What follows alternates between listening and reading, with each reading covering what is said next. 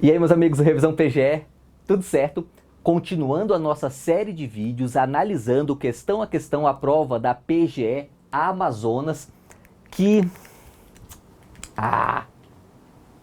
Caceta!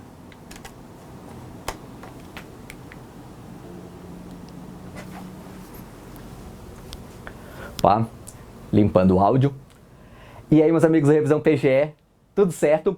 Vamos aqui mais um vídeo analisando a prova da PGE Amazonas. Essa é uma questão bastante interessante porque é uma questão letra de lei, mas bem difícil, e envolvendo a nova lei de licitações e contratos. Nem é mais tão nova assim, mas ainda merece o apelido. Então vamos lá? Continuando aqui os nossos comentários, a prova de administrativo da PGE Amazonas, uma prova FCC, de um nível de dificuldade alto, tá? Não sei se vocês chegaram a ver, saiu a nota de corte da primeira fase 65. Para uma PGE, isso é considerado uma nota de corte baixa. Acontece isso quando a prova é difícil, é o caso. Pelas questões que nós estamos analisando aqui, nós estamos vendo muitas questões difíceis, né? Alguma jurisprudência, um pouquinho de doutrina, bastante lei seca, mas sempre questões difíceis, mesmo aquelas de lei seca. É o caso aqui. Vamos lá? Vamos analisar? É a questão 28 da prova. Olha só. No tocante à habilitação, a nova lei de licitações e contratos, a lei 14.133, estatui. Veja que essa questão não tem contexto, não tem nada, né? Só quer saber a letra da lei. Pura e simplesmente isso. E aqui eu vou abrir um parênteses para deixar, vamos dizer assim, a primeira dica de estudos para vocês, tá? Licitações, embora a lei 8666 ainda esteja vigente e ela ainda vá viger aí pelos próximos 10 meses, sabe? Ela praticamente não está sendo cobrada. Praticamente... Põe umas aspas nesse praticamente, né? Mais ou menos assim, em se tratando de licitações, uns 80 a 90% das questões, isso em todas as bancas, estão sendo na nova lei, na 14.133. Então, por uma questão de estratégia de estudos, eu recomendo que você não estude mais a 8666, tá? Estuda só a 14.133, primeiro porque daqui 10 meses a 8666 não vai ter mais vigência, embora ainda tenha alguma aplicabilidade, né? Mas vigência propriamente dita, não. E essa nova lei, mesmo agora que está dividindo o período de vigência, ela já tem ali 90% de incidência nas provas. Então, compensa você centrar suas atenções só na nova lei. E acredite, ela já é grande o suficiente, você já vai se divertir bastante só com ela. Não precisa complementar com a lei antiga, não. Então vamos lá, vamos ver as questões agora. Caso o licitante não realize vistoria prévia do local de execução do objeto, quando assim exigido pelo edital, tal fato será certificado nos autos e ensejará sua inabilitação. Veja, típica assertiva difícil, porque a lei fala quase isso, tá? Mas não é. O que a lei diz é exatamente o seguinte: o licitante, ele tem que atestar que conhece o local, tá? Só. E para isso ele tem o direito de fazer vistoria, mas ele não tem obrigação de fazer vistoria. A obrigação dele é atestar que conhece o local. Vale entender a lógica do legislador aí, né? Veja, é muito comum, principalmente em obra pública, depois que o objeto está licitado, o licitante, que agora é contratante, né? Ele já ganhou o contrato, ele chega e fala, olha, administração pública, eu fui contratado aqui nessa licitação para fazer o asfalto nessa estrada, só que não me disseram que tinha um pântano no meio do caminho, então fica muito mais caro fazer esse asfalto porque tem um pântano lá. Para evitar esse tipo de situação, e você tem que fazer termo aditivo, e você gera inclusive esses riscos de superfaturamento por termos aditivos, o que se faz? Na nova lei de licitações, o licitante tem que atestar, olha, eu conheço o local da obra, tá? Eu sei tudo que tem lá e eu não vou posteriormente alegar que eu desconhecia o terreno, por exemplo, tá? Então, para isso, ele tem o direito de fazer vistoria, mas ele não tem o dever. A assertiva faz a gente entender que ele teria o dever de fazer a vistoria. Ele não tem. Ele tem o dever de emitir a certidão de que conhece o local, ok? Por isso está errada a alternativa A. Alternativa B. Ainda que a habilitação preceda o julgamento, a documentação relativa à regularidade fiscal só será exigida após a classificação das propostas. Essa alternativa B é o nosso gabarito, tá? E é exatamente o que está escrito na lei. Aqui vale também você entender um pouco a lógica, tá? Olha só, na 8666, qual era a regra? A regra é, primeiro vem a habilitação, depois vem o julgamento das propostas. Ok. Nós tivemos aí a lei do pregão. A lei do pregão criou o que a doutrina começou a chamar de inversão das fases, né? Então, primeiro você tinha as propostas para só depois você habilitar. E aí você só habilitava quem ganhou de fato a proposta. Você não precisava fazer a habilitação de todos os licitantes. Depois da lei 10.520, né, do pregão, nós tivemos também algumas leis, por exemplo, PPPs, que autorizavam esse tipo de inversão. Agora, na nova lei de licitações, o que antes era uma inversão de fases virou a regra, tá? Então, qual é a regra agora? Primeiro nós temos o julgamento das propostas, depois nós temos a habilitação dos concorrentes, e aí nós vamos habilitar aquele que venceu a licitação. Ok. Só que a nova lei de licitações, ela abre uma abertura, ela possibilita a exceção. Ela vai falar lá, ó, em algumas hipóteses devidamente justificado e estando no edital, a administração pública pode falar, olha, primeiro nós vamos fazer a habilitação e só depois é que nós vamos julgar as propostas. Então é possível fazer essa inversão na nova lei. Lembrando que a regra agora é a habilitação, depois julgamento das propostas. Mas pode inverter, em alguns casos nós temos primeiro julgamento das propostas, depois habilitação. Ok. Só que a lei vai falar, mesmo no caso que a habilitação vem primeiro, ainda nesses casos, a regularidade fiscal, que é um dos elementos da habilitação, né? Mas esse elemento específico, regularidade fiscal, só será exigido posteriormente. Tá? A ideia é que o licitante vencedor, ele só tenha que demonstrar regularidade fiscal na hora que de fato ele já está próximo de assinar o contrato, né? A ideia aqui é que a regularidade fiscal seja um requisito não para participar da licitação, mas para tão somente ser vencedor da licitação. Tá? Então, mesmo que a habilitação venha primeiro, a documentação da regularidade fiscal só pode ser exigido depois da classificação das propostas. Exatamente isso que está na lei. Ok? Vamos lá? Ver mais alternativas. Alternativa C.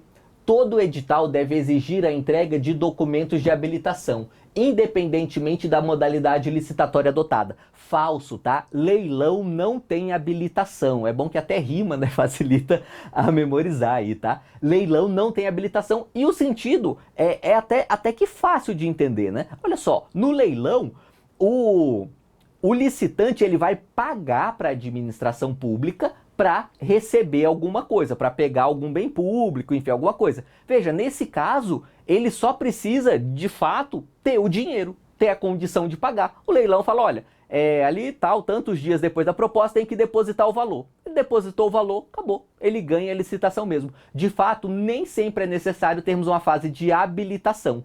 É o caso do leilão, ok? C. O julgamento deve preceder a habilitação, permitida a inversão apenas na modalidade concorrência, desde que haja justificativa com explicitação dos benefícios da medida. Errado, tá? A primeira parte é verdadeira. O julgamento deve preceder a habilitação. É verdade mesmo, tá? Só que não é permitida a inversão apenas na modalidade concorrência. Esse é o erro aqui da assertiva. E na habilitação econômico-financeira, será possível exigir prova de faturamento mínimo pelo licitante, como prova de demonstração da aptidão econômica para cumprir as obrigações decorrentes do futuro contrato. Essa alternativa ela vai exatamente o oposto do que está escrito literalmente na lei, tá? A lei deixa claro que não pode ser cobrada essa prova de faturamento mínimo do licitante quando vamos fazer a habilitação econômico-financeira. A habilitação econômico-financeira, ela serve para comprovar que aquela empresa que pretende ser contratante da administração pública tem robustez patrimonial, tá? Por que não se pode exigir faturamento mínimo? Porque nós estaríamos excluindo empresas novas de licitar com a administração. E esse não é o objetivo da lei de licitações.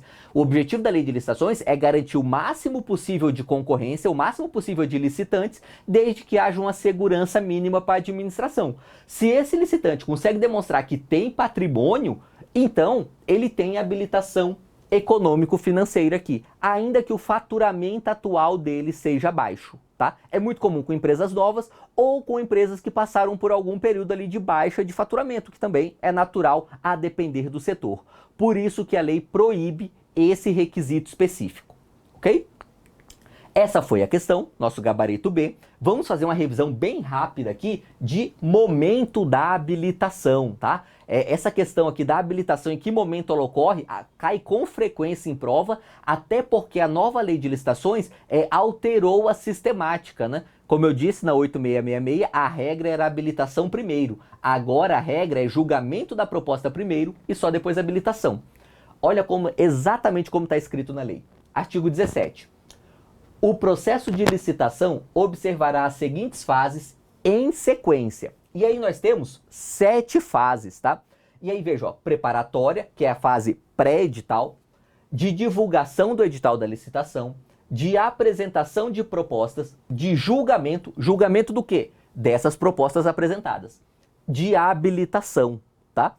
Então, veja que a habilitação vem depois da apresentação das propostas. Depois os recursos e a homologação. Os recursos aqui vale lembrar que é também uma inovação da 14.133 com relação a 8666, tá? Por quê? Porque agora nós temos o que se chama de fase recursal única, né?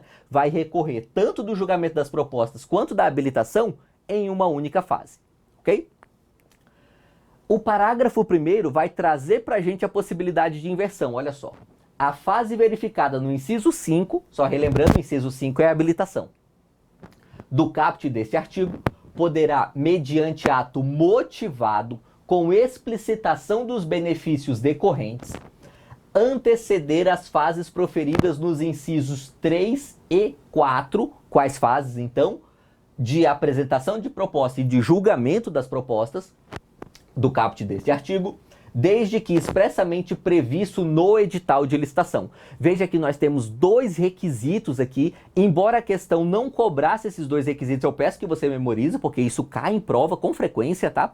Quais são os requisitos para poder fazer a inversão de fases aqui da habilitação no concurso? Primeiro requisito, tem que ser através de um ato motivado. A administração pública tem que constar lá no procedimento licitatório o motivo pelo qual inverteu, sabe? Tem que estar escrito lá em um ato, olha, nós estamos invertendo, porque entendemos que nesse tipo de objeto contratual, a habilitação deve anteceder, pois ela é muito importante, temos que verificar tais requisitos, enfim. Tem uma fundamentação lógica lá. E, segundo requisito, necessariamente deve estar previsto no edital. Portanto, é vedada a inversão surpresa das fases da licitação. Ok? Continuando, artigo 63, desculpa. Na fase de habilitação das licitações, serão observadas as seguintes disposições. Aí, inciso 1. Poderá ser exigida dos licitantes a declaração de que atendem aos requisitos de habilitação e o declarante responderá pela veracidade das informações prestadas da forma da lei, ok? 2. Será exigida a apresentação dos documentos de habilitação apenas pelo licitante vencedor, exceto quando a fase de habilitação anteceder a de julgamento, tá? Então veja que, em regra, nós vamos exigir a habilitação de quem? Só do vencedor. Agora, se a habilitação antecede o julgamento, aí faz todo sentido, né? Então a gente vai exigir a habilitação de todo mundo, até porque aí na fase de habilitação nós não teremos um vencedor ainda. Bem lógico aqui esse inciso 2. Inciso 3. Aqui no inciso 3 é que a gente mata aquela alternativa B, tá? Mas veja que mesmo conhecendo o dispositivo, você tem que interpretá-lo bem para conseguir chegar na resposta. Olha só. Serão exigidos os documentos relativos à regularidade fiscal. Em qualquer caso, somente em momento posterior ao julgamento das propostas. Então veja, mesmo o legislador ele não falou isso, mas ele falou na interpretação contrário senso aqui, né? Olha só, mesmo naqueles casos de inversão em que a habilitação ocorre antes do julgamento, mesmo nesses, os documentos relativos à regularidade fiscal só podem ser exigidos após o julgamento das propostas. Essa foi a intenção explícita do legislador aqui e é isso que foi cobrado nessa prova da PGE Amazonas. Beleza, galera? É isso aí. Espero que esse vídeo tenha sido útil para você. É isso aí e vamos juntos.